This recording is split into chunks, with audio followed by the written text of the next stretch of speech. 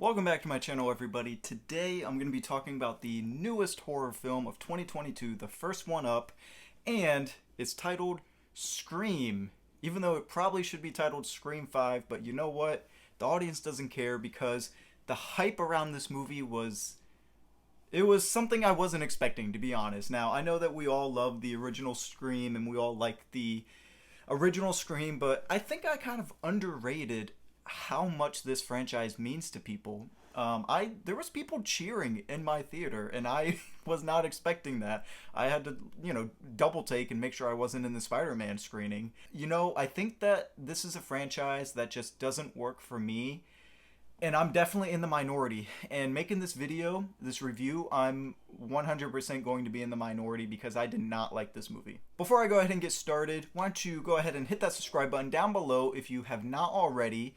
And just because I don't like the movie doesn't mean there wasn't parts of the movie that I didn't enjoy.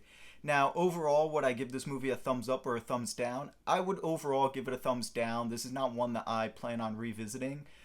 But with that said, I will give credit where credit's due, so I do have some positives to go through, and I will say that this is the second best Scream movie out of the franchise. Now, that's not saying much because I don't like the other movies, and for me, the bar wasn't set very high. But let's go ahead and get into some of my pros and cons of this review. I want to start off on a positive note, so I'm just going to go ahead and start off with the positives of this movie. Now, a couple positives that I do want to give this movie and give credit where credit's due is the kills. The kills in this movie were hands down the best out of any sequel from this movie. And there was a lot of gore, much more gore than I expected. And I mean, who doesn't love outrageously entertaining killings? There's literally a scene where Ghostface takes two knives, sticks it into a body, and goes up, and just everything spills out. Like, who doesn't like that?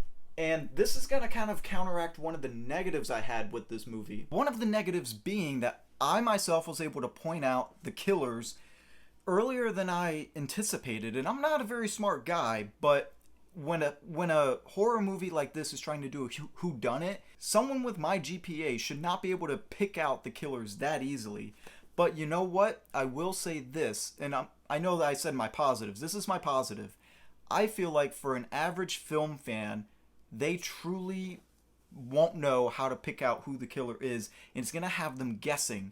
Because, granted, the people next to me, they were really big fans of the franchise, but I could tell that they weren't big movie buffs like me, and they weren't able to figure it out. They were genuinely surprised when you find out who the killer is. So, I gotta applaud the team behind this movie on that, because I feel like the common moviegoer is legitimately going to be surprised, which is a good thing. And another positive I have, along with the killings, along with the gore, along with, not being able to pick out the killers, is I give a lot of hate on runtime. Most of the time it's because a movie's too long, but for this movie it clocked in right at 2 hours, and that was the perfect time for this movie. Now, I want to give you a fair warning. The rest of this video is cons.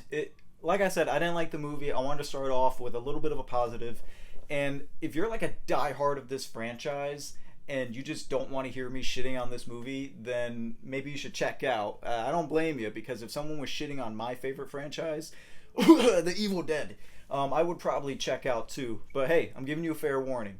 So I kind of already went over already that I was able to point out who the killer was fairly early on, and like I said, I'm not a very smart guy, and there was just something about this movie that just made it too easy, too convenient. And oh my god, I get that this franchise is supposed to be self-aware and meta. Trust me, I understand it. I get that that's like the niche of this franchise, but they did it way too much in this movie. It hit me over the head. It made me feel like I had a concussion. This movie just overanalyzed itself, I feel like, and like I said, it hit me over the head way too many times, and it got to the point where I kind of just started to roll my eyes a little. Now, a person that's not a fan of this franchise, I understand and I respect that the first one is such a classic, and one of the reasons that make it a classic is the characters. You're invested in these characters. That's why these characters 25 years later are still relatable. So you got to ask yourself, is this new crop of teenagers that they set up in this movie still going to be relatable in 25 years like the first one? The answer is no. I can go ahead and answer that right now. You don't even need to think about it. The answer is no. These characters weren't likable and they weren't relatable. Even the main character in this movie wasn't really that memorable to me. Okay, now this isn't really hating on the movie. This is just like a little aspect of the movie. And if anybody from Hollywood, any casting directors is watching this review, which why wouldn't you be? Please, I'm going to get closer to the camera. Please, for the love of God, stop casting Dylan. I don't know how to say your last name. Here's a picture. Stop casting this kid as a teenager. He's a grown-ass man. He can't play the teenage part anymore. So stop casting him, because it was just kind of like uncomfortable to watch at times. This guy's a grown man, and I get that grown men can sometimes play, young men or late teenagers. I get that, but he's past that point. It worked in 13 Reasons Why. It kind of worked in Goosebumps. You're done, dude. Just start playing grown-up roles. You're done with the high school stuff. Hey, maybe try college roles. The legacy characters of Sydney and Gale, at the end of the day, I believe they didn't really have a reason to be in this movie at the end of the day, other than to just be in the movie. Now, the Dewey character, he had a bigger role in this movie. He was actually important in this movie. They gave him importance and something to do. The other two, Gale and Sydney, I just feel like they were like, you know what, let's just get everyone back together. We'll just figure out what to do with them later and put them in at the end.